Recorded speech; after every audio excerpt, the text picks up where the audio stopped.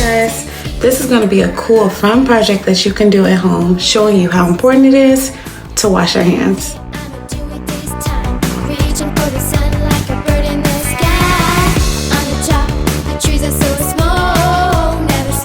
Here we have our dish filled with water. Then we have another bowl filled with soap. And then we have our black pepper.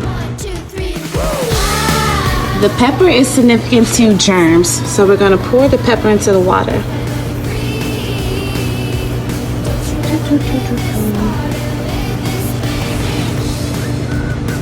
Okay.